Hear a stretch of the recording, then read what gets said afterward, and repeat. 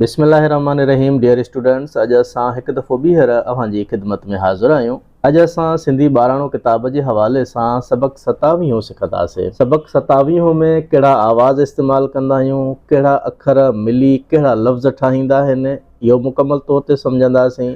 ऐं इन खां अलावा 2 या 3 अखर मिली करे कीअं उन्हनि जा असां आवाज़ इस्तेमालु कंदा आहियूं, इहो बि अॼु असां मुकमल सम्झी सघंदासीं। पर क्लास शुरू करण खां पहिरीं असांजी अव्हांखे गुज़ारिश आहे त जेकॾहिं अव्हां अञा ताईं असांजे चैनल खे सब्सक्राइब नाहे कयो त हींअर ई सब्सक्राइब करियो ऐं बेल आइकन खे बि प्रेस करियो त जीअं हर अचण वारी वीडियो अव्हां ताईं वक़्त ते पहुची सघे। ऐं यादि रहे त हर सुठी ॻाल्हि सबब जारिया में शामिल आहे। जेकॾहिं अव्हांखे हीअ वीडियो पसंदि अचे त कंहिं न कंहिं सां ज़रूरु शेयर कयो।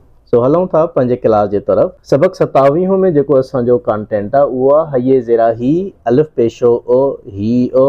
हाणे ही असां काफ़ी सबक़नि में ऑलरेडी डिस्कस करे चुका आहियूं। उन खां पोइ अलिफ नून ज़बर अम, बे पेशो ब, अंब। गुज़र क्लास में असां अंब जे हवाले सां पढ़ी आयासीं। उन खां पोइ मीम नून पेशो मु, हे नून ज़ेरे हे, जीम वा जो, मुंहिंजो।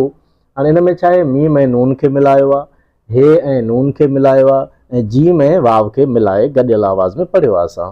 उन खां पोइ अलमंद आ, हये हे आहे, हीअ अंब मुंहिंजो आहे। उन खां पोइ ॿियो लफ़्ज़ अचे थो साॻियो ई, हये ज़रा ही, अलिफ पेशो ओ, हीअ, काफ़ी के, लाम वालो, केलो, ते नून पेशो तो, हे नून ज़ेरे हे, जीम वाजो, तुंहिंजो।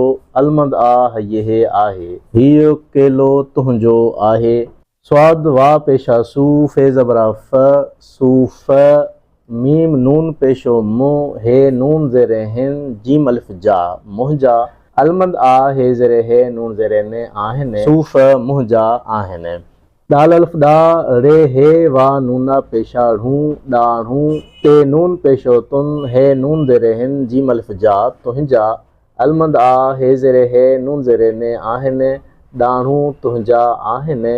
अल्फ नून ज़बर अम, बे ज़ेरे बे, रे ज़ेरे रे, ये वा नूना पेशा यूं, अंबड़ियूं। मीम नून पेशो मु, हे नून ज़ेरे हिन, जीम वा नूना पेशा जूं, मुंहिंजूं। अलमंद आ, हे ज़ेरे हे, नून ज़ेरे ने आहिनि, अंबड़ियूं मुंहिंजूं आहिनि।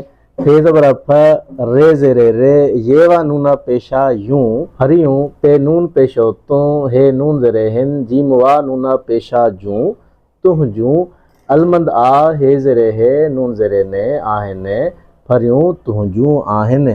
ते वा नूना पेशा तूं, मीम नून पेशो मु, हे नून ज़ेरे हिन, जीम वाजो, मुंहिंजो। भे अलिफ भा, अलिफ पेशो ओ, भा ओ, तूं मुंहिंजो भाउ। अलमंद आ, अलिफ पेशो ओ, आओ।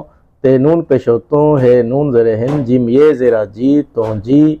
भईये भेण, नून पेशो णो, भेण, आऊं तुंहिंजी भेण। सो हीअ हुयो असांजो अॼोको क्लास। उमेद था कयूं तव्हांखे हीअ क्लास बि ज़रूरु पसंदि आयो हूंदो। असांखे ॾींदा इजाज़त। अल्लाह हाफ़िज़।